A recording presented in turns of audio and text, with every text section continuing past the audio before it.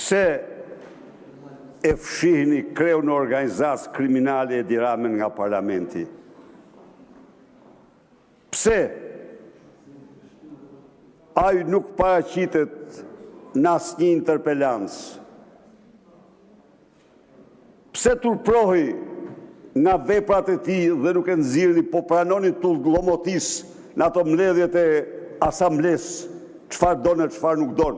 Pse nuk del këtu? Cila është arsyeja që e fshihni atë? 3 ditë më parë akuzuar në sallën e gjyqit ndër betim se ka porosit vrasje. E ndëgjuat ju këtë? Ka porosit vrasje. Jeni dëshmitar kur i thoshte tjetrit ta dim targen.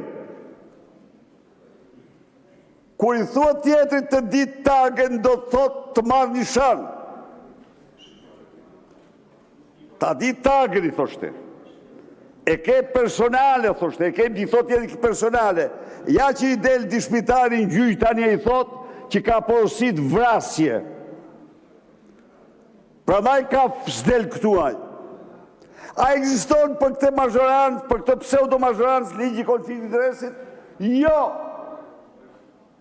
Me 3 vendime i ka dhënë vllau të vet 38.000 metër katror.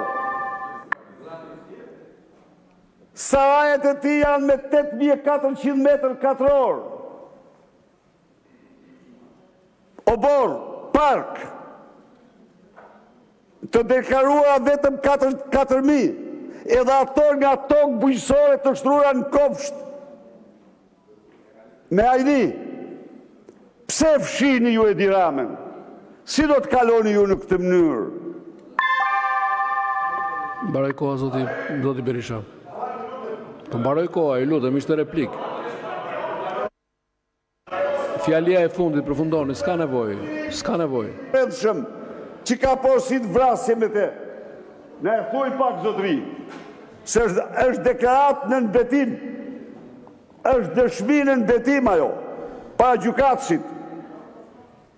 Ajo, tani cili është, ja ku janë, të ta gjejnë vetë se cili është. Ministri Brendshëm dhe... Të përfundoj një. Si u duket ju kjo? Nga një Irfan Azizi nga Berati. Si u duket ju kjo? Zoti Berisha mbaroj koha. A e kuptoni që keni një kryetar? Si u duket ju? Përfundoj koha, zoti Berisha. Fjalën e ka zonja Jorida Tabaku.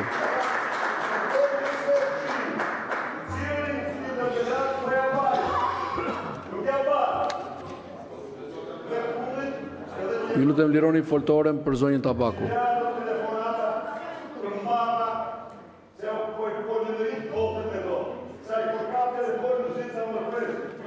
Zonja Tabaku. Jo, nuk e hap. Jo, pra. Çfarë do bëjmë tani? Tani s'është... Ju lutem. Zoti Berisha, ju lutem.